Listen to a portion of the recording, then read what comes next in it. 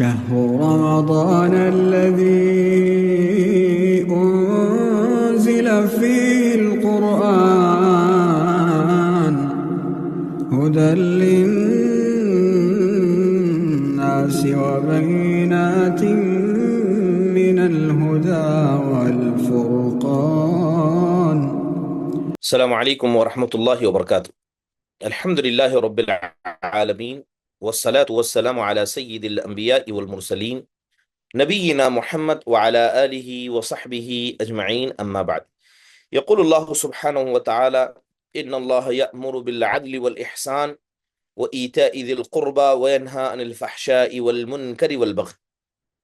وقال تعالى: يا أيها الذين آمنوا إن جاءكم فاسق بنبأ فتبينوا ان تصيبوا قوما بجہالت فتصبحوا على ما فعلتم نادمین۔ محترم حاضرین و حاضرات، الحمدللہ اللہ کے فضل و کرم سے رمضان کا مہینہ رواں دوا ہے۔ اسی رمضان کے مہینے میں کچھ بنیادی نصیحتیں جو انسان اپنے نفس کو کر سکتا ہے، اسی کے خاطر ہم سب یہاں پر اکٹھا ہیں۔ جیسے کہ موضوع کے حوالے سے آپ کے سامنے ذکر اشتہار کے ذریعے آیا ہے کہ اسلام کے اندر اخلاق کی اہمیت اور دور حاضر کے اعتبار سے اخلاق کی ضرورت کیا ہے۔ بنیادی طور پر اگر بات اخلاق کی کریں تو اخلاق یہ عربی لفظ ہے اور یہ خلقن کی جمع ہے، اور یہ جو خلق اور اخلاق ہے یہ کہتے ہیں انسان کی اس طبیعت کو، انسان کے اس مزاج کو جس پر وہ موجود ہے، ٹھیک ہے، اور وہ طبیعت جس کے ذریعے وہ لوگوں کے ساتھ تعامل کرتا ہے۔ بلکہ بعض علماء نے کہا کہ جس طرح انسان کا ایک ظاہری جسم ہے ویسے ہی ایک باطنی جسم ہے جسے اخلاق کہا جاتا ہے۔ ظاہری جسم کے اوصاف ہیں کہ انسان ہٹا کٹا ہے، لمبا ہے، موٹا ہے، اسی طرح یہ باطنی جو جسم ہے اخلاق اس کے بھی اوصاف ہیں اور اس کا بھی ایک مقام و مرتبہ ہے۔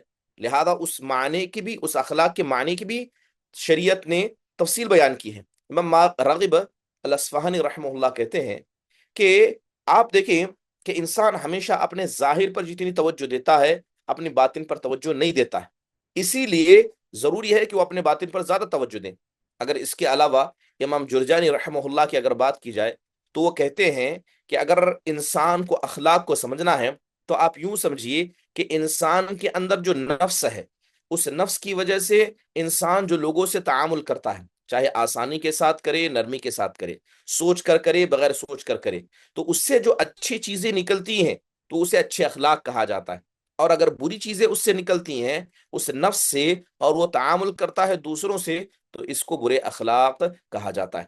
محترم حاضرین، یہ بات ہمیں سمجھنی ہوگی کہ اخلاق کو سیکھنا بھی علم کے حصے میں حصہ ہے۔ جس طرح آپ عقیدے کو سیکھیں گے، جس طرح آپ عبادت طریقے کو سیکھیں گے، اسی طرح آپ اخلاق کو بھی سیکھیں گے، کیونکہ اللہ کے نبی علیہ الصلاۃ والسلام نے باقاعدہ طور پر اسے اسلام کا ایک اہم حصہ بتایا۔ اب بات اگر کہا جاتا ہے ایک اخلاق اور ایک سلوک، تو دیکھیے بعض علماء نے اخلاق اور سلوک کے درمیان فرق کیا ہے۔ اخلاق کہتے ہیں ظاہری شکل کو، اور اسی لیے آپ دیکھیں کہ انسان کے باطن کے اندر جو ہوتا ہے اسی کے ذریعے وہ ظاہر پر لوگوں کے ساتھ تعامل کرتا ہے، لہذا ظاہر کو دیکھ کر آپ باطن پر حکم لگا سکتے ہیں۔ لہذا دونوں چیزیں ان کا بڑا مقام اور اہمیت شریعت اسلامیہ کے اندر آئی ہے۔ بات اگر کی جائے اخلاق حسنہ کی، اس کی اہمیت کیا ہے؟ بنیادی طور پر آپ یوں سمجھیں کہ اخلاق حسنہ کی اہمیت شریعت اسلامیہ نے بہت زیادہ بیان کی ہے۔ ابھی میں نے جو آیت کریمہ آپ کے سامنے پڑھی، سورہ نحل کی آیت کریمہ تھی، اللہ تبارک و تعالیٰ نے اس کے اندر ہمیں حکم دیا ہے کہ انسان اچھے اخلاق کو اپنائے اور برے اخلاق سے بچے۔ تو گویا اللہ تبارک و تعالیٰ نے جو اچھے اخلاق قرآن میں بیان کیے ہیں انہیں اپنانا ہم پر واجب ہے، اور جن برے اخلاق کا تذکرہ کیا گیا ہے ان سے بچنا واجب ہے۔ جیسے اللہ تعالیٰ نے کہا ان اللہ یأمر بالعدل والاحسان، کہ اللہ تعالیٰ تمہیں حکم دیتا ہے کہ تم انصاف کا معاملہ کرو، تم لوگوں کے ساتھ احسان کا معاملہ کرو، اپنے رشتہ داروں کو تم دیا کرو، اور اللہ منع کرتا ہے، روکتا ہے فحش کاموں سے، منکر کاموں سے، ظلم و زیادتی کے کاموں سے۔ تو ایک ہی آیت میں اللہ نے اچھے اخلاق کا حکم دیا تو اللہ تعالیٰ نے برے اخلاق سے بچنے کا بھی حکم دیا، اور دوسری جگہ اللہ تعالیٰ نے ارشاد فرمایا خذ العفو وأمر بالعرف وأعرض عن الجاہلین، کہ نبی صلی اللہ علیہ وسلم آپ معافی کو اختیار کیجئے، لوگوں کو بھلائی کا حکم دیجئے، اور اگر کوئی جاہل آپ سے مدبھیڑ کر لے تو آپ اس سے اعراض کر لیجئے۔ اور جو ایک آیت کریمہ میں نے پڑھی جس کے اندر اللہ تبارک و تعالیٰ نے اخلاق کے اور ایک حصے کا ذکر کیا، اللہ نے کہا کہ اے ایمان والو، جب تمہارے پاس کوئی فاسق آ جائے تو تم اس کی تحقیق کر لیا کرو، کیونکہ فاسق کی خبر کی تحقیق کرنا، تاکہ اس کی خبر کی بنیاد پر ہم کسی قوم پر حملہ نہ کر دیں، ہم کسی قوم کے ساتھ غلط رویہ نہ کر دیں، اور کرنے کے بعد انسان ندامت کرے، افسوس کرے، اس سے بہتر ہے کہ آپ فاسق کی خبر کی تحقیق کر لیجئے۔ تو گویا اللہ تبارک و تعالیٰ نے سورہ حجرات کی اس آیت کریمہ میں ہمیں اخلاق کا ایک طریقہ بتایا۔ محترم حاضرین، جس طرح اللہ تعالیٰ نے جگہ بجگہ اچھے اخلاق پر ہمیں ابھارا ہے، اسی طرح جگہ بجگہ برے اخلاق سے ہمیں روکا گیا۔ جیسے قرآن میں اللہ تبارک و تعالیٰ نے سورہ حجرات ہی کی آیت کریمہ میں کہا کہ یا ایہا الذین آمنوا لا یسخر قوم من قوم عسى ان یکون خیر منہم ولا نساء من نساء عسى ان یکن خیرا منہن ولا تلمزوا انفسکم ولا تنابزوا بالالقاب بئس الاسم الفسوق بعد الایمان ومن لم یتب فاولئک هم الظالمون۔ اللہ تعالیٰ نے کہا کہ ایمان والو، کوئی قوم کسی قوم کا مذاق نہ اڑائے۔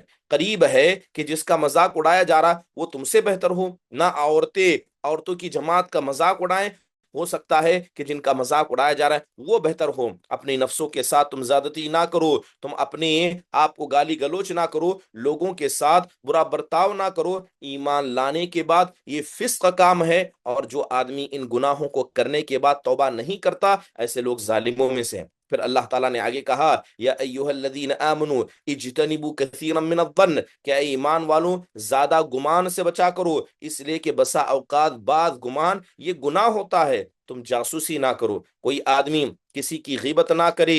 کیا تم میں کا کوئی آدمی پسند کرے گا کہ اپنے مردار بھائی کے گوشت کو کھائے؟ فکریہتموہ، تو تم اس کو ناپسند کرو گے، لہذا اللہ سے ڈرو، بے شک اللہ تبارک و تعالیٰ کی ذات تواب ہے، رحیم ہے۔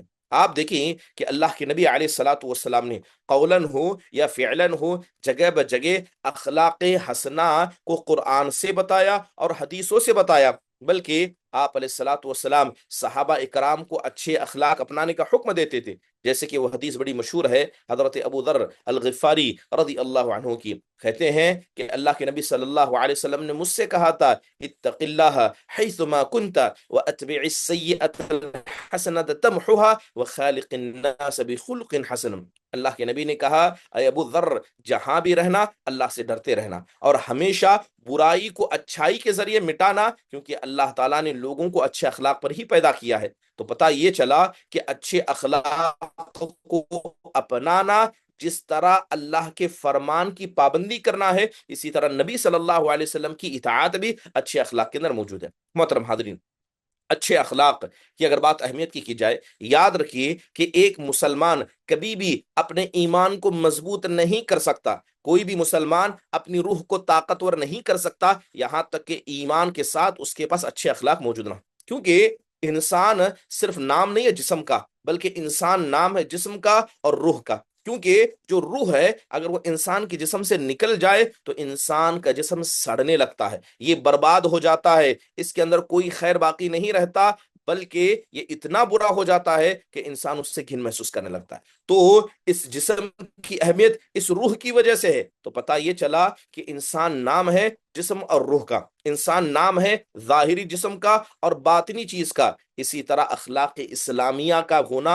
ایک مومن کے اندر ضروری ہے، ورنہ وہ زندہ تو ہوگا، اگر اخلاق نہیں ہوں گے تو اس کا اعتبار مردوں میں شمار ہوگا، اور ہر انسان اس سے نفرت کرے گا، اس سے گھن محسوس کرے گا، کیونکہ برے اخلاق یہ انسان کے دل میں نفرت کو ڈال دیتے ہیں۔ تو برے اخلاق یہ انسان کو اتنا برا بنا دیتے ہیں کہ ہر آدمی اس سے نفرت کرنے لگتا ہے۔ محترم حاضرین، تو اچھے اخلاق اس کا تعلق انسان کے دل سے ہے، اور اچھے اخلاق یہ انسان کی باطنی شکل ہے جس کے ذریعے وہ لوگوں سے تعامل کرتا ہے۔ تو لہذا ہمیں یہ سمجھنا ہوگا کہ خوبصورتی یہ ظاہری جسم کی بنیاد پر نہیں طے کی جاتی ہے۔ انسان کو اچھا اس کے لمبا اور چوڑا ہونے کی وجہ سے، اس کی کالا گورا، اس کی خوبصورت یا بدصورت، اس کے مالدار اور غریب ہونے کی وجہ سے نہیں مانا جاتا ہے، بلکہ اسے اچھے اخلاق کی بنیاد پر یا تو اسے اچھا کہا جائے گا یا برا کہا جائے گا۔ اس لیے اللہ تعالیٰ نے کہا کہ یا ایھا الناس انا خلقناکم من ذکر وانثی وجعلناکم شعوبا وقبائل لتعارفوا ان اکرمکم عند اللہ اتقاکم، کہ لوگوں اللہ نے تم سب کو ایک مرد و ایک عورت سے پیدا کیا، اللہ تعالیٰ نے تمہیں کنبے قبائل میں بانٹ دیا تاکہ تم جانو، ایک دوسرے کو پہچانو، اور یہ بات بھی جان لو کہ بے شک اللہ کے نزدیک متقی ہی عزت دار ہے۔ اور اللہ کے نبی نے ایک حدیث میں یوں بھی فرمایا ان اللہ لا ينظر الى اجسامکم ولا الى صورکم ولكن ينظر الى قلوبکم واعمالکم، کہ بے شک اللہ تعالیٰ تمہارے جسموں کی طرف نہیں دیکھتا، اللہ تمہاری صورت و شکلوں کی طرف نہیں دیکھتا، اللہ دیکھتا ہے تو تمہارے دلوں کو اور تمہارے اعمال کو۔ محترم حاضرین، یہ اچھے اخلاق کا ہونا کتنا ضروری ہے۔ ایک اور حدیث میں اللہ کے نبی نے کہا لَيَنْتَهِيَنَّ أَقْوَامٌ يَفْتَخِرُونَ بِآبَائِهِمُ الَّذِينَ مَاتُوا إِنَّمَا هُمْ فَحْمُ جَهَنَّمَ أَوْ لَيَكُونَنَّ أَهْوَنُ عَلَى اللَّهِ مِنَ الْجُعْلِ الَّذِي يُدْهِنُهُ الْخِرَاءُ بِأَنْفِهِ إِنَّ اللَّهَ أَذْهَبَ عَنْكُمْ عبية الجاهلية وفخر بالآباء إنما هو مؤمن تقي وفاجر شقي الناس بنو آدم وآدم خلق من تراب۔ اللہ کے نبی علیہ الصلوۃ والسلام کی حدیث مبارکہ ہے، آپ نے صاف پیغام دیتے کہا کہ ایک قوم کو میں دیکھ رہا ہوں کہ وہ اپنے باپ داداؤں پر فخر کرتے ہیں، وہ باپ دادا جو مر چکے ہیں یاد رکھیں وہ جہنم کا ایندھن بن چکے ہیں اگر وہ ایمان پر نہیں تھے، اچھے اخلاق پر نہیں تھے۔ پھر آپ نے اللہ کے نبی نے کہا کہ لوگ دو ہی طرح کے ہوتے ہیں، یا تو مومن ہے متقی ہے، یا تو فاجر ہے بدبخت ہے، اور تمام کے تمام انسان آدم کی اولاد ہیں، اور آدم کو اللہ تبارک و تعالیٰ نے مٹی سے پیدا کیا ہے۔ محترم حاضرین، اچھے اخلاق یا عمومی طور پر اخلاق کی اہمیت کی بات کی جائے، یاد رکھیں کہ انسان کا جو دین ہے، انسان کا جو عقیدہ ہے، انسان جو شریعت پر عمل کرتا ہے، اس کا بڑا گہرا تعلق انسان کے اخلاق سے ہے۔ بلکہ آپ یوں سمجھیں کہ انسان کا عقیدہ اگر ایمان کا درخت ہے تو اس پر لگنے والے پھل وہ اخلاق ہیں۔ کیا فائدہ ایسے درخت کا؟ درخت بڑا مضبوط ہے، تنا بڑا خوبصورت ہے، لیکن وہ پھل نہیں دیتا ہے تو انسان اس سے فائدہ نہیں اٹھا سکتا۔ ویسے ہی وہ آدمی ہے جس کے اندر عقیدہ تو اچھا ہے مگر اخلاق سے خالی ہے۔ اس لیے آپ دیکھیں کہ قرآن میں جہاں جہاں اللہ تعالیٰ نے ایمان کا ذکر کیا، اللہ تعالیٰ نے عمل صالح کو جوڑا، تو گویا بغیر عمل صالح کے ایمان کا کوئی اعتبار نہیں، اور عمل صالح کے اندر اخلاق ایک اہم رکن ہے۔ اخلاق ایک اہم رکن ہے۔ اگر عقیدہ یہ ایمان کا درخت ہے تو اخلاق اس کے پھل ہیں۔ تو سمجھنا ہوگا کہ انسان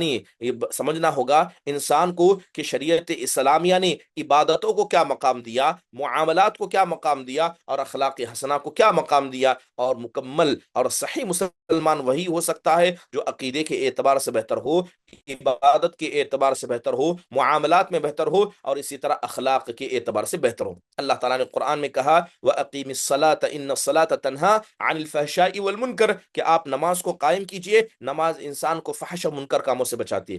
نماز واجبی ظاہری عبادتوں میں سے، لیکن اس کی وجہ سے انسان کے اخلاق سدھر جاتے ہیں۔ اللہ نے زکوٰۃ کے بارے میں کہا خُذْ مِنْ أَمْوَالِهِمْ صَدَقَةً تُطَهِّرُهُمْ وَتُزَكِّيهِمْ بِهَا، اللہ نے کہا آپ ان کے مالوں سے زکوٰۃ کو لیجئے، یہ زکوٰۃ ان کے دلوں کو پاک کرتی ہے، ان کی نفس کا تزکیہ کرتی ہے، نفس کی برائیوں کو مٹا دیتی ہے۔ اللہ نے روزے کے بارے میں کہا کتب علیکم الصیام کما کتب علی الذین من قبلکم لعلکم تتقون، تم پر ہم نے روزوں کو فرض کیا اسی طرح جس طرح تم سے پہلے لوگوں پر فرض کیا تھا، تاکہ تم اللہ سے ڈرنے والے بن جاؤ، حرام کاموں سے، برے اخلاق سے بن جاؤ۔ اور اللہ کے نبی نے کیا کہا روزے دار سے؟ من لم يدع قول الزور والعمل به فليس لله حاجة ان يدع طعامه وشرابه، اللہ کے نبی نے کہا جو آدمی روزہ رکھ کر جھوٹ بولنا اور جھوٹی باتوں پر عمل کرنا نہیں چھوڑتا تو اللہ کو ضرورت نہیں ہے کہ وہ آدمی کھانا پینا چھوڑے۔ حج کے بارے میں اللہ نے کیا کہا؟ الحج اشہر معلومات فمن فرض فیہن الحج فلا رفث ولا فسوق ولا جدال في الحج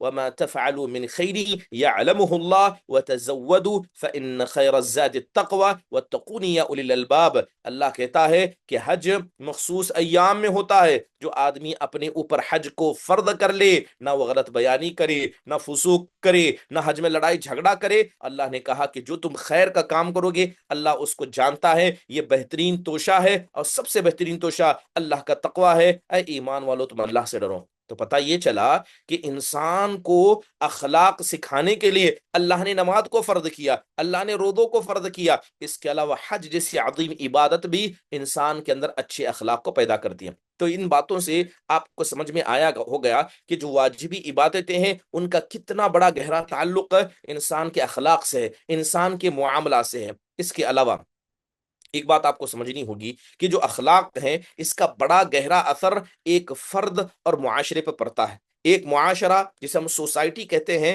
اس پر کتنا گہرا اثر اخلاق کا پڑتا ہے اس کو آپ سمجھنا ہوگا۔ بنیادی طور پر آپ یوں سمجھیں کہ اگر آدمی اپنے دل کے اندر رحمت کو رکھے، آدمی اپنے دل کے اندر سچائی کو رکھے، عدل و انصاف کو مانے، امانت دار ہو، حیا والا ہو، پاک دامن ہو، اور خدمت کرنے والا، لوگوں کی مصیبتوں کو جھیلنے والا ہو، مخلص ہو، متواضع ہو، یعنی اچھے اخلاق کا وہ مالک ہو، تو حقیقت میں وہ اس اکیلے آدمی کی کامیابی کی ضامن ہے کہ اللہ تعالیٰ اسے کامیاب کرے گا۔ جیسے اللہ نے قرآن میں کہا قد افلح من زکاہا وقد خاب من دساہا، کہ وہ آدمی کامیاب ہو گیا جس نے اپنے نفس کو گندگیوں سے بچا لیا، اور وہ برباد ہو گیا جس نے ان گندگیوں سے اپنے نفس کو آلودہ کر لیا۔ کہ اللہ نے کہا قد افلح من تزکا وذکر اسم ربہ فصلی، کہ وہ آدمی کامیاب ہو گیا جس نے اپنے نفس کا تزکیہ کیا اور اپنے رب کو یاد کیا اور نماز کو پڑھا۔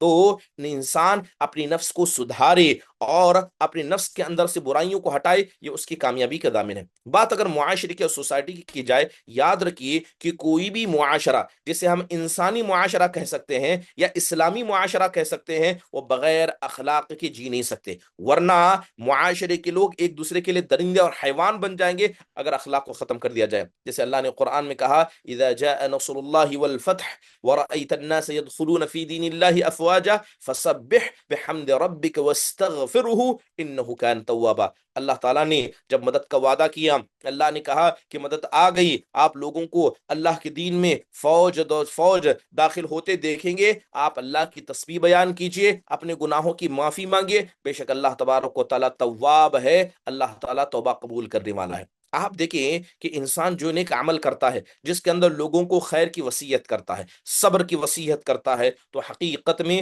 دور حاضر کے اندر ہم دیکھیں گے کہ انسان کے پاس مال کی کمی نہیں ہے۔ اس کے علاوہ دور حاضر کے اندر ہزاروں چیلنج یہ ہمارے اسلامی معاشرے کو کھوکھلا کر رہے ہیں، بلکہ اسے انحطاط کی طرف لے جا رہے ہیں، اور سب سے بنیادی وجہ اخلاق نے انسان نے جہاں اخلاق کو چھوڑا، یاد رکھیے کہ وہ معاشرہ اسلامی نہیں ہو سکتا بلکہ انسانی معاشرہ بھی نہیں ہو سکتا۔ آپ دیکھیں کہ اخلاق یہ معاشرے کی ضرورت ہے، ایسا نہیں ہے کہ اخلاق اپنائیں گے تو معاشرہ بہتر ہوگا، نہیں، معاشرہ بننے کے لیے اخلاق کا ہونا ضروری ہے، ورنہ وہ معاشرہ ہو ہی نہیں سکتا۔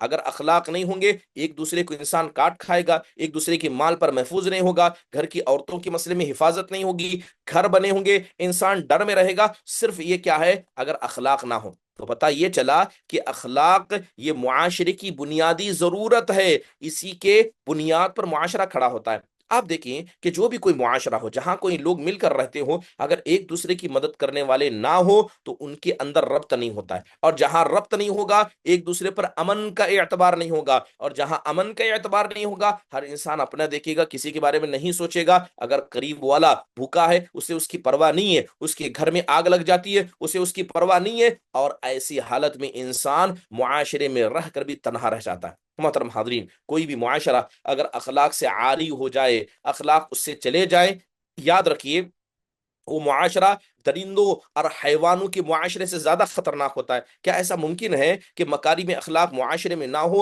اور معاشرہ ہو سکے؟ آپ کس پر بھروسہ کریں گے؟ آپ کے ارد گرد میں لوگ رہتے ہیں، آپ کو اپنے مال پر بھروسہ نہیں ہے، آپ نے گھر کے باہر جوتے رکھے ہیں، گھر کے باہر گاڑی کھڑا کی ہے، آپ کو لوگوں پر امن نہیں ہے، اعتبار نہیں ہے، تو کیسے انسان ایسے معاشرے میں جی سکتا ہے؟ کیا بغیر سچائی کے کوئی معاشرہ بن سکتا ہے؟ کیا بغیر امن کی، جہاں پر کیا انسان سکون سے نہ رہ سکے، ایسی جگہ جہاں پر مل کر ایک دوسرے سے بات کر کے امانت داری کا انسان خیال نہ کرے، ایسی جگہ جہاں نہ محبت ہو، نہ الفت ہو، نہ ایک دوسرے پر خرچ کرنا ہو، نہ ایک دوسرے کی اچھائی میں مدد کرنا، برائی سے روکنا، نہ عدل ہو، نہ انصاف ہو، نہ رحمت ہو، نہ احسان ہو، کچھ نہ ہو، تو کیا ایسے ساتھ میں مل کر رہنا بھی انسان کو فائدہ دے سکتا ہے؟ یاد رکھیے، اگر انسان ان اچھے اخلاق کو چھوڑے گا، انسان کے اندر انانیت آئے گی، انسان اپنے بارے میں سوچے گا، انسان فائدہ پرست، مطلب پرست ہو جائے گا، اور یہ تناسب آج دور حاضر کے اندر آپ یورپ کے ممالک کے اندر دیکھ سکتے ہیں۔ یورپی ممالک کے اندر کوئی کسی کے بارے میں نہیں سوچتا، ہر آدمی اپنا ہی خیال کرتا ہے،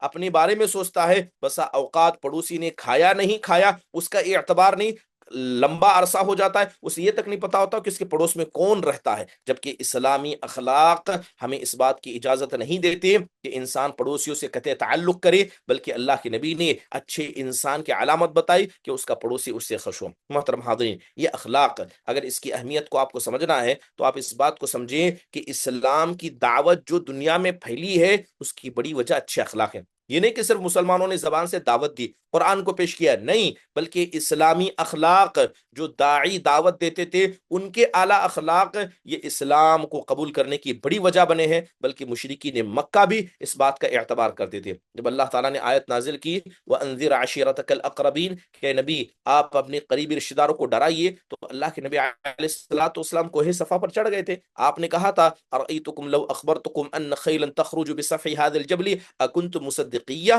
آپ نے کہا اے لوگوں یہ بتاؤ کہ اگر میں تمہیں بتاؤں کہ اس پہاڑی کے پیچھے سے ایک لشکر جرار ہے جو تم پر حملہ کرنے والا ہے، کیا تم میری بات کو مانو گے؟ تو سب نے کیا کہا؟ ما جربنا علیک کذبا، اے اللہ کے نبی ہم نے کبھی آپ کو جھوٹ بولتا نہیں پایا ہے، لہذا ہم آپ کی بات کو مانیں گے۔ تب آپ نے کہا فإنی نذیر لکم بین یدی عذاب شدید، لہذا میں تمہاری نگاہوں کے سامنے جو عذاب ہے تم اس سے ڈراتا ہوں۔ تو محترم حاضرین، آپ اس بات کو سمجھ لیجئے کہ ایک داعی کے اخلاق، ایک مسلمان کے اخلاق بڑی اہمیت رکھتے ہیں دعوت کو پہنچانے میں۔ اس کے علاوہ اخلاق جب انسان کے اندر ہوتا ہے، انسان سعادت کی زندگی گزارتا۔ جب ایک آدمی دل میں ہر کسی کو اچھا مانے، ہر کسی کی تعریف کرتا ہوئے، تو لوگ بھی اس کی تعریف کریں گے، لوگ بھی اس کا ساتھ دیں گے، تو انسان کو زندگی جینا آسان ہوگا۔ دنیا کا کوئی آدمی ایسا نہیں ہے جس کے پاس مصیبت و پریشانیاں نہ ہو، ہر انسان کے پاس مصیبتیں، کچھ لوگ ظاہر کرتے ہیں، کچھ لوگ چھپاتے ہیں، لیکن حقیقت یہ ہے کہ جو آدمی اخلاق مند ہوتا ہے اس کی مدد کی جاتی ہے،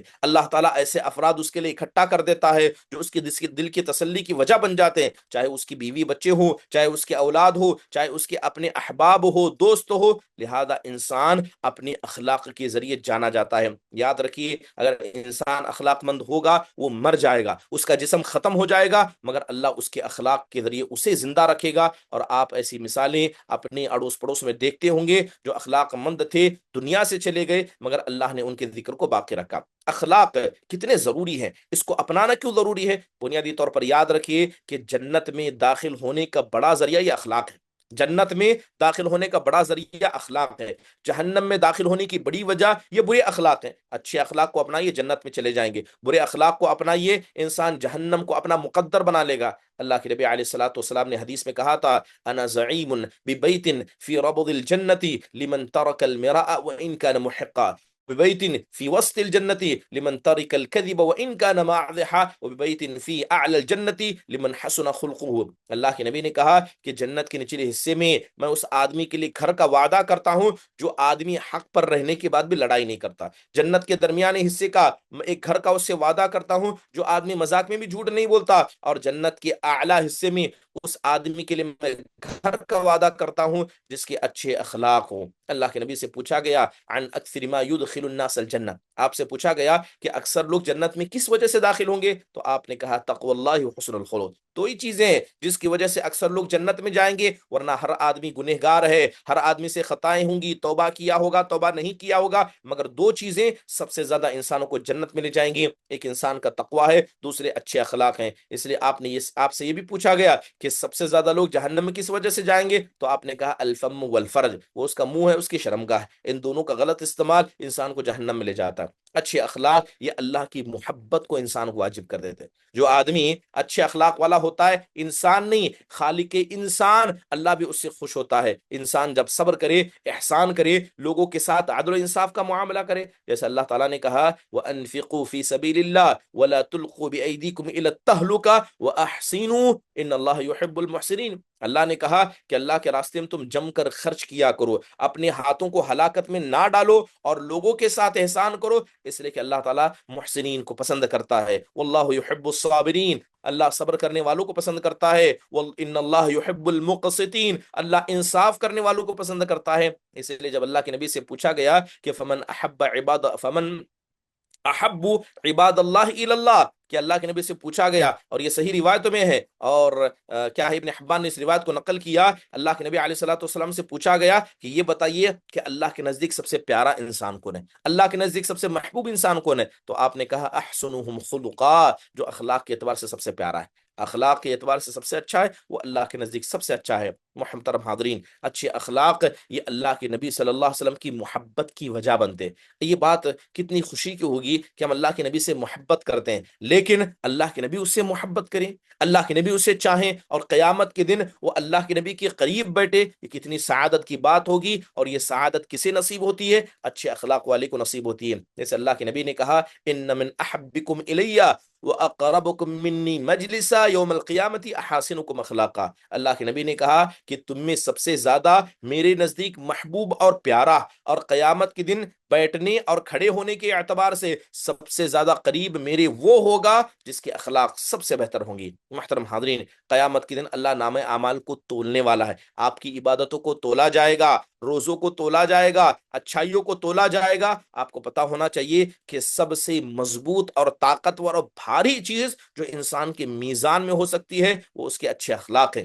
اللہ کے نبی نے کہا ما من شیء اثقل فی میزان المؤمن من حسن الخلق، کہ ایک مومن کے میزان میں اس کے اخلاق سے زیادہ بھاری کوئی اور چیز ہو نہیں سکتی۔ یہ اخلاق انسان کے درجات کو بلند کرتے ہیں، انسان کے درجات، اس کی نیکیوں کو بلند کرتے ہیں، اس کی گناہ کو ختم کرتے ہیں۔ جیسے اللہ کے نبی نے کیا کہا ان المؤمن یدرک بحسن خلقہ درجات القائم اللیل والصائم النہار، اللہ کے نبی نے کہا کہ اگر کوئی آدمی ایمان والا ہے، اللہ سے ڈرتا ہے، متقی پرہیزگار ہے، اور اس پر سونے پر سہاگا یہ کہ اللہ تعالیٰ نے اسے اخلاق دیے، تو ایک طرف اس کا ایمان ہے، تقوی، دوسری طرف اخلاق ہے۔ اللہ کے نبی نے کہا کہ ایک مومن اگر اللہ تعالیٰ اسے اچھے اخلاق دے تو رات بھر قیام اللیل کرنے والا، دن بھر روزہ رہنے والا جتنا ثواب لے جاتا ہے، وہ ثواب انسان یا ایمان والا اچھے اخلاق کی وجہ سے لے جاتا۔ اگر یہ کام نہ بھی کرے، اللہ اتنا ثواب اسے دے گا۔ سبحان اللہ، یہ کتنی عظیم بات ہوئی کہ انسان کے درجات کو اللہ اس قدر بلند کر دے۔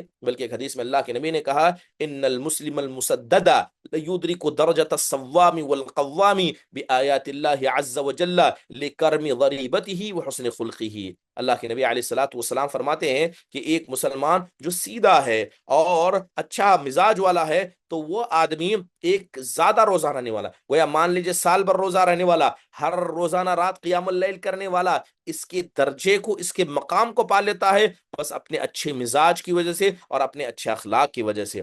تو اچھے اخلاق میزان میں سب سے بھاری ہیں، اور انسان کو سب سے زیادہ ثواب اگر عطا کرنے والی کوئی چیز ہے وہ اچھے اخلاق ہے۔ بلکہ آپ دیکھیں کہ اچھے اخلاق یہ ایمان کی شرط ہے۔ اگر آپ کے دل میں ایمان ہے تو اچھے اخلاق ہونے چاہیے، اور اگر آپ اچھے اخلاق والے ہیں تو اللہ تعالیٰ آپ کے ایمان کو قبول کر رہا ہے۔ اس لیے حدیث کے اندر آپ نے کہا اکمل المؤمنین ایمانا احسنهم خلقا وخیارکم خیارکم لنسائہم، اللہ کے نبی نے کہا کہ سب سے پکا مومن وہ ہے جس کے اخلاق سب سے بہتر ہے، اور سب سے بہتر انسان وہ ہے جو اپنے گھر والوں کے پاس سب سے بہتر ہو۔ محترم حاضرین، اب اچھے اخلاق تو بہت سارے ہیں، انسان کیسے پتا چلے گا؟ اخلاق ہم کہاں سے سیکھیں گے؟ اخلاق کو سیکھنے کے دو ہمارے پاس سورس ہیں، اخلاق کو سیکھنے کے دو مصدر ہیں، ایک اللہ کی کتاب ہے، ایک جناب محمد الرسول اللہ صلی اللہ علیہ وسلم کی سنتیں ہیں۔ قرآن کو پڑھا کیجئے، اس کے معنی کو پڑھیے، اس کے ترجمے تفسیر کو پڑھیے، علماء کے بیانات سنیے۔ قرآن کی آیتیں آپ کو اخلاق سکھائیں گی،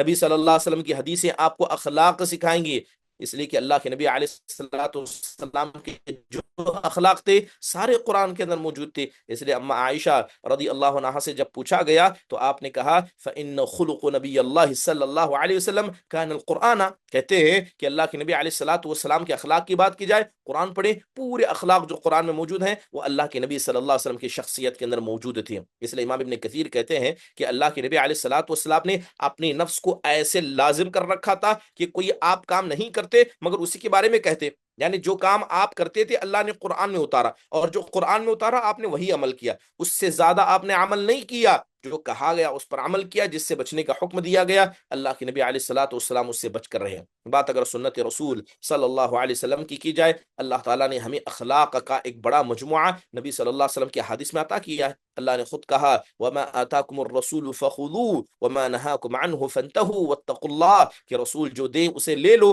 جس سے منع کر دیں اس سے رک جاؤ، اور اللہ تعالیٰ سے ڈرا کرو۔ اللہ کے نبی علیہ الصلوۃ والسلام کی زندگی کو پڑھیے، آپ کی سیرت کو پڑھیے، آپ کے کریمانہ اخلاق دیکھ کر انسان اخلاق سیکھ سکتا ہے۔ لقد كان لكم في رسول الله اسوة حسنة لمن كان يرجو الله واليوم الآخر وذكر الله كثيرا، کہ اللہ تعالیٰ نے کہا کہ تحقیق کے نبی کی زندگی میں تمہارے لیے اسوہ اور نمونہ ہے جو آدمی اللہ سے اور آخرت کے دن سے خیر کی امید کرتا ہے اور اللہ کو بکثرت یاد کرتا ہے۔ بلکہ انسان کا جب اختلاف ہو جاتا ہے، کوئی مسائل درپیش آ جاتے ہیں زندگی میں، اس کے گھر والوں کے ساتھ اس کے مسائل پیش آ گئے، اولاد کے ساتھ مسائل پیش آ گئے، معاشرے کے لوگوں کے ساتھ مسائل پیش آ گئے، غیر مسلموں کے ساتھ مسائل پیش آئے، کوئی بھی مسئلہ ہو جہاں آپ کی زندگی میں مسائل آ جائیں، نبی صلی اللہ علیہ وسلم کی سیرت کو دیکھیں کہ کیسے آپ نے اپنے زندگی میں مسائل کا حل کیا۔ انسان کو مسائل کا حل مل جائے گا، اور وہ حل اسلامی اخلاق کی بنیاد پر ہوگا۔ اس لیے آپ کہا کرتے تھے انما بعثت لاتمم صالح الاخلاق،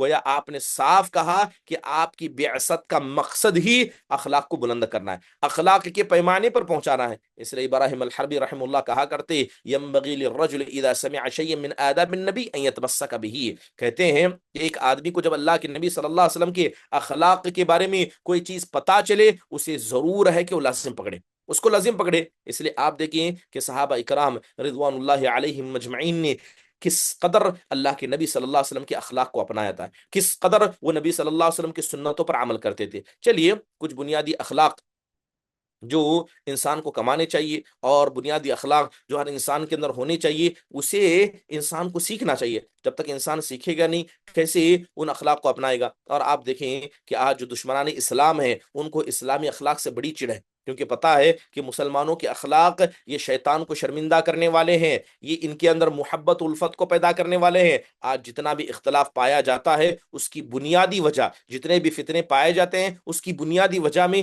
اسلامی اخلاق کا نہ ہونا ہے۔ اور دشمنان اسلامی جانتے ہیں کہ مسلمان جہاں اخلاق میں برے ہو گئے، یہ ایک دوسرے کو ہی کاٹ کر کھائیں گے، ہمیں ان کے مسئلے میں اور برا سوچنے کی ضرورت نہیں ہے۔ بنیادی طور پر ایک اخلاق دو طرح کے ہوتے ہیں، ایک ہے اچھے اخلاق، ایک ہے برے اخلاق۔ بات اگر اچھے اخلاق کی جائے، جیسے مثال کے طور پر کچھ مثالیں بتا دیتا ہوں کہ انسان دوسروں کی عزت کرے، ان دوسروں کے ساتھ احسان کا معاملہ کرے، دو لڑ رہے ہیں ان کے درمیان انصاف کرے، اصلاح کا کام کرے۔ اگر جاہل سامنے سے آ کر بدتمیزی کرے تو وہ اعراض کرے، الفت و محبت کو رکھے، اپنے اندر امانت کو رکھے، خاموش رہنا پسند کرے، اپنے مال کو دوسروں کو دینا پسند کرے، نیکی کو پھیلائے، چہرے پر ہمیشہ مسکراہٹ کو رکھے۔ اس کے علاوہ کوئی خبر پہنچے تو پہلے تحقیق کر لے۔ اس کے علاوہ انسان قربانی کا جذبہ رکھے، مدد کرنے کا جذبہ رکھے، لوگوں کی غلطیوں سے تغافل کرنے کا جذبہ رکھے، لوگوں کو خیر کی وصیت کرنا، تواضع اختیار کرنا، محبت کا مزاج پیدا کرنا،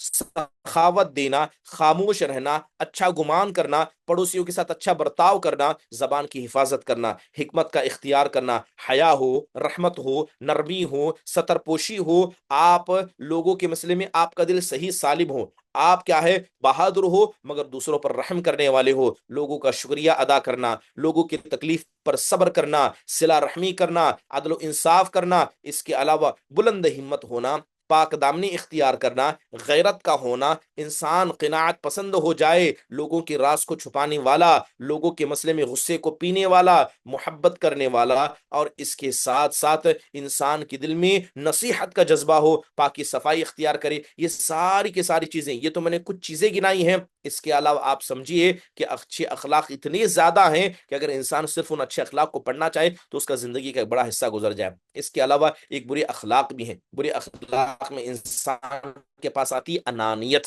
جسے ہم تکبر کہتے ہیں، اختلاف کا مزاج، لڑائی کا مزاج، بدتمیزی کا مزاج، فضول خرچی کرنا، دوسروں کی بیجا تعریف کرنا، الزام لگانا، لوگوں کی راز کو لوگوں کے سامنے پھیلانا، انتقام کا جذبہ رکھنا، بخیل ہونا، اس کے علاوہ لوگوں سے بغض اور نفرت کو رکھنا، جاسوسی کا مزاج ہو، اس کے علاوہ لوگوں کے مسئلے میں جلد بازی کرنا اور تعصب کرنا، اپنے کنبے قبیلے والے کو ماننا، لوگوں کو گالی دینا، برے القاب سے پکارنا، بزدل کا ہونا، ہمیشہ لڑائی جھگڑے کا مزاج رکھنا، حسد کرنا، خباثت دکھانا، اور اس کے علاوہ دھوکہ دینا، وعدے کی خلاف ورزی کرنا، خیانت کرنا، دیوسیت کو اپنانا، بے مطلب کا آواز کو بلند کرنا، گالی گلوچ کرنا، لوگوں کا مذاق اڑانا، اور انسان کا برا پڑوسی ہونا، لوگوں کے بارے میں بدگمانی کا اختیار کرنا، ظلم کرنا، اس کے علاوہ انسان کیا ہے، غداری کرے، دھوکہ دے، بے مطلب بے وجہ کا زیادہ غصہ کرے، غیبت کرے، تکبر کرے، جھوٹ بولے۔ آپ سمجھ نہیں سکتے کہ برے اخلاق کی کتنی بڑی فہرست ہے۔ انسان مال دے کر احسان جتائے، خرچہ کرے تو نفاق کا مزاج رکھے، لوگوں کی چغلی کرے، بے مطلب لوگوں سے لڑائی کر کے ان سے بات کو چھوڑ دے، انسان اللہ کی رحمت سے مایوس ہو جائے۔ کتنے ایسے برے اخلاق ہیں، بلکہ آپ اچھے اخلاق برے اخلاق کو لے لیے، پورا اسلام اس کے اندر موجود ہے۔ آپ اگر صرف اچھے اخلاق اور برے اخلاق کو لے لیں گے، پورا کا پورا اسلام اس کے اندر موجود ہے۔ لہذا اچھے اخلاق کی اہمیت کو ہمیں سمجھنا ضروری ہے، اور اچھے اخلاق کو اپنانا بھی ضروری ہے۔ یہ ہماری کامیابی کا ضامن ہے، اور یہ ہمارے عقیدے، ہمارے اخلاق کے اندر چار چاند کو لگا دیتا ہے، اور اللہ تعالیٰ کا پیارا انسان کو بنا دیتا ہے۔ اللہ تعالیٰ سے دعا ہے کہ اللہ تبارک و تعالیٰ ہم سب کو اچھے اخلاق کی اہمیت اور اس کی ضرورت کو سمجھنے کی توفیق نصیب فرمائے، اور ہم میں سے ہر آدمی کو انسان اچھے اخلاق اپنانے والا، اچھے اخلاق کے بارے میں سیکھنے والا بنائے۔ آمین۔ اقول قولی هذا واستغفر الله لي ولكم ولسائر المسلمين من كل ذنب فاستغفروا انه هو الغفور الرحیم۔ جزاکم اللہ خیر واحسن اللہ علیکم۔ اگر کسی کو سوال ہو تو مختصر انداز سے پوچھ لیں۔ جی ایم ڈی اسما ناز۔ السلام علیکم ورحمۃ اللہ وبرکاتہ۔ وعلیکم السلام ورحمۃ اللہ وبرکاتہ۔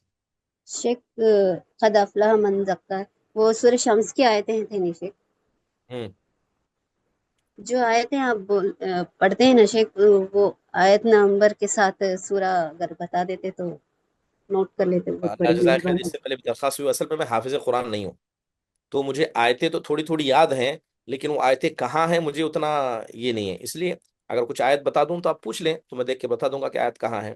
بس آیت زبانی یاد ہے مجھے، حافظ نہیں ہوں میں۔ اگر حافظ قرآن ہوتا تو پتا ہوتا کہ کون سی آیت کہاں پر موجود ہے، لیکن ان شاء اللہ تعالیٰ آئندہ جی اس کا خیال کریں گے۔ جزاک اللہ خیر۔ جی، جزاکم اللہ خیر۔ جزاک اللہ مرحبا۔ اور ویسے بھی کیونکہ میں آیتیں زبانی، یعنی جو چیزیں یاد ہے میں وہ بولتا ہوں۔ زاہدہ۔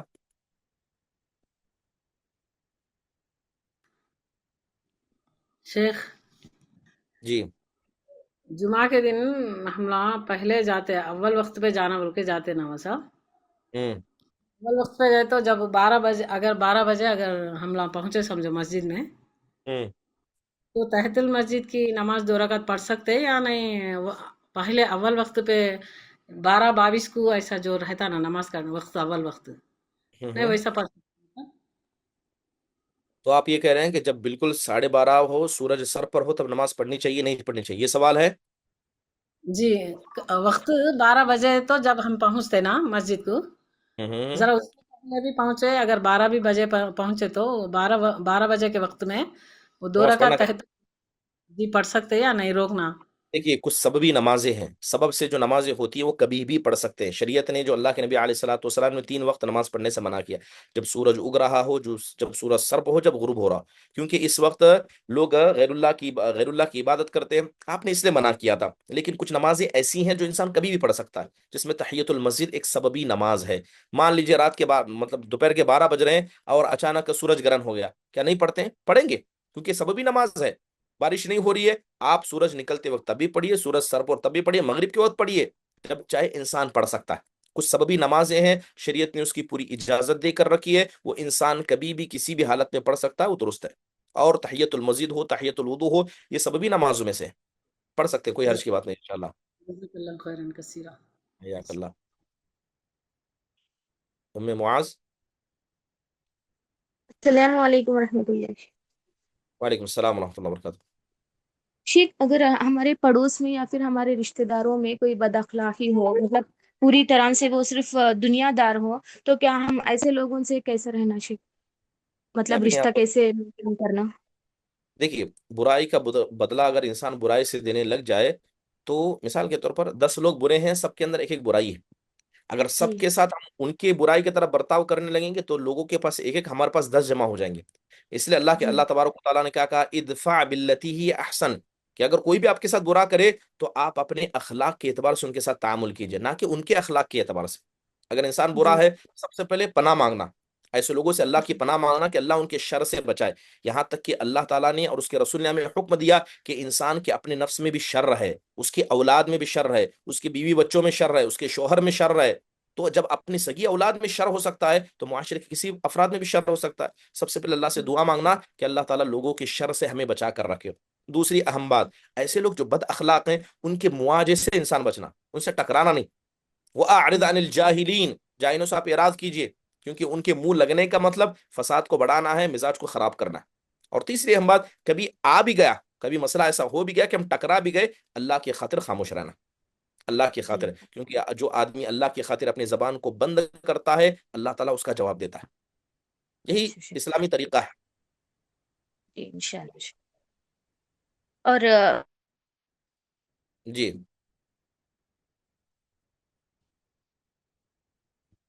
جی کچھ پوچھ رہے تھے.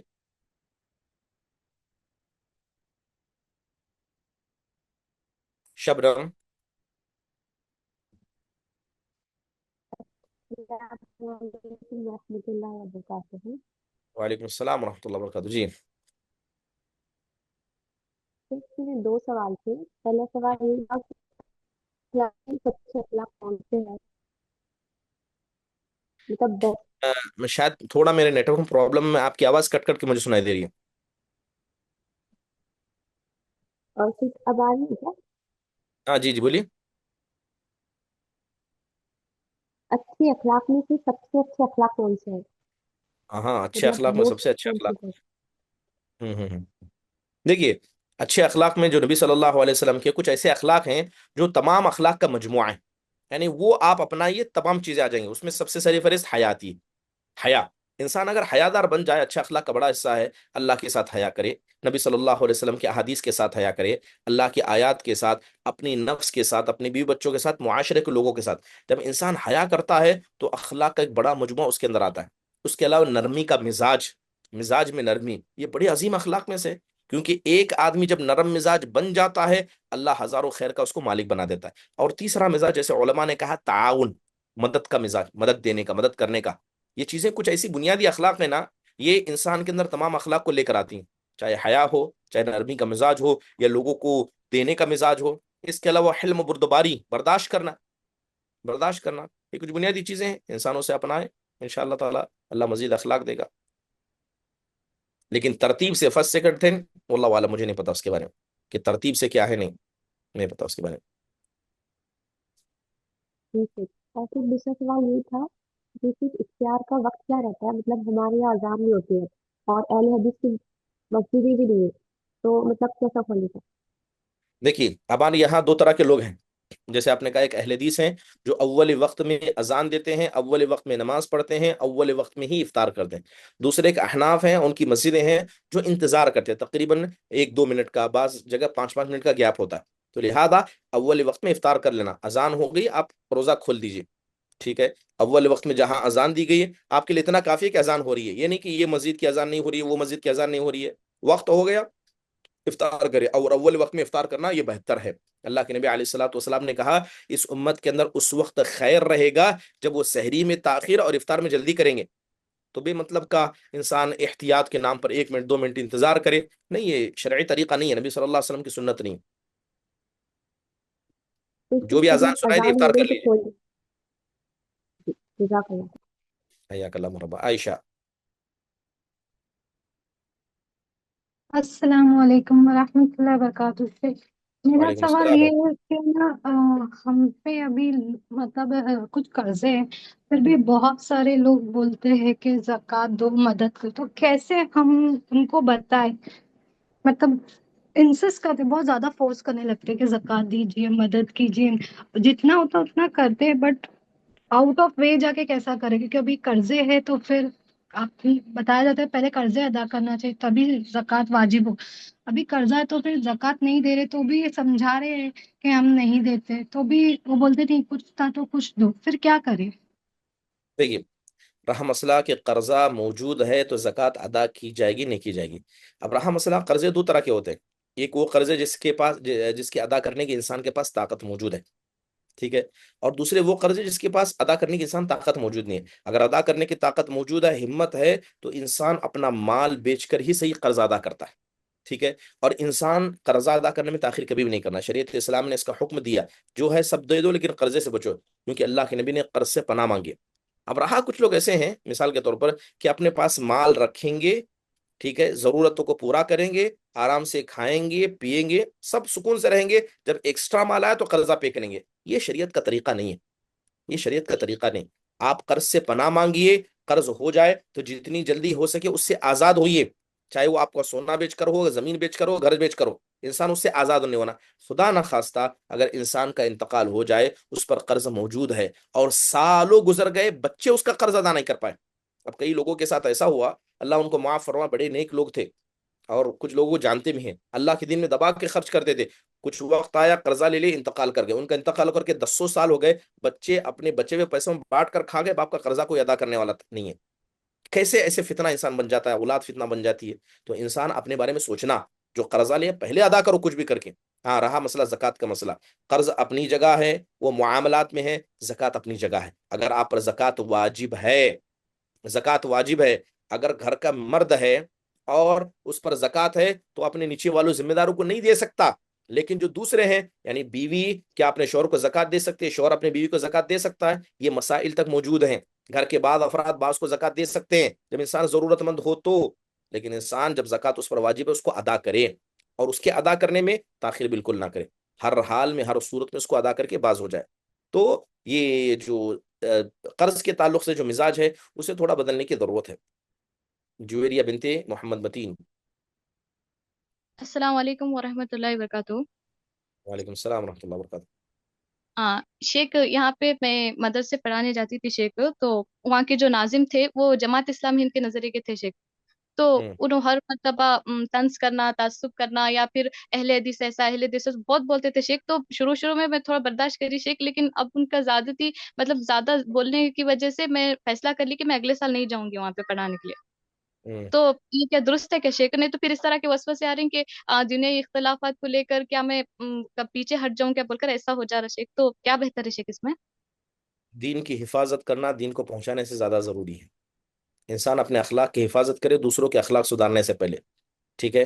तो जरूरी है कि जो आपके पास मनहज है, जो अकीदा, उसकी हिफाजत जरूरी है। और खासकर जिस तरह आपने जिक्र किया कि गैर जमाती है, चलिए वो अपने मिजाज से हो, अपने मिजाज से कोई मसला नहीं, लेकिन छेड़खानी है, और इसके अलावा क्या है, हो सकता है कि शुबहात में मुब्तला हो जाए इंसान।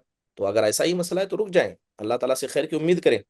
हम्म। जी बसा औक़ात होता है कि जैसे कि हारून रशीद के जमाने में था, कि इंसान कभी तनाजुल नहीं करना। तनाजुल का मतलब क्या है, अपनी छत को छोड़कर दूसरों की छत नहीं सुधारना, ठीक है। जैसे मिसाल के तौर पर हारून रशीद के जमाने में किसी का नाम मुझे याद नहीं आ रहा, वो आए हारून रशीद से मिलने, तो अपने बार बार अपने खादिम को बुला रहे हैं, खादिम या गुलाम या गुलाम या गुलाम, बार बार खादिम को बुला रहे हैं।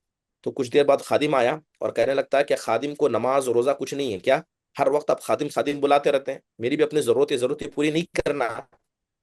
तो इस तरह के अल्फाज खादिम बोलता है। तो जो मेहमान आए थे, उन्हें लगता है कि अब हारून रशीद तो इसकी गर्दन मारने का हुक्म देंगे, इतनी बड़ी बदतमीजी इसने की है। वो वापस चला जाता है। चला जाने के बाद हारून रशीद उस आदमी से कहते हैं कि जब आका के अखलाक अच्छे होते हैं तो नीचे वालों के अखलाक बुरे हो जाते हैं, और अगर आका के अखलाक बुरे हों तो खादिमों के अखलाक अच्छे बन जाते हैं। फिर कहते हैं कि इसके अखलाक को सुधारने के लिए मैं कभी अपने अखलाक नहीं छोड़ूंगा। सुबहान अल्लाह, इस्लाम के अंदर तनाजुल नहीं है, ठीक है। रही बात हमारी जी मनहज की, गैरत की, अपनी जमात की, ये कभी नहीं छोड़ना। रहा मसला, चाहे तो जवाब दे सकते हैं तो जवाब दीजिए, क्योंकि जब वो अपनी बात रख रहे हैं आप भी अपनी बात रखिए। लेकिन लग रहा है जी कि ये तसादुम हो सकता है, हालात खराब हो सकते हैं, तो बेहतर है छोड़ दीजिए। जी शेख। शेख और एक सवाल था। हम्म। एक मुसन्निफ है ना शेख, अब्दुल मालिक मुजाहिद बोल के, तो उन्होंने सीरत के ताल्लुक से और सहाबा सहाबियत की सीरत के ताल्लुक से किताबें लिखते हैं ना, तो हम पढ़ सकते हैं ना शेख वो किताबें? अब्दुल मल जी हाँ बिल्कुल, जी पड़ोसी मुल्क जी से हैं और अपने जमात के, जी बिल्कुल पढ़ सकते हैं इंशाल्लाह। जी जी। जजाकल्लाह खैर शेख। हयाकल्लाह, मरहबा। چلیے اسی کے ساتھ اجازت دیجیے، ختم مجلس کی دعا پڑھیے۔ سبحانک اللہم و بحمدک، اشہد ان لا الہ الا انت استغفرک و اتوب الیک۔ السلام علیکم ورحمۃ اللہ وبرکاتہ۔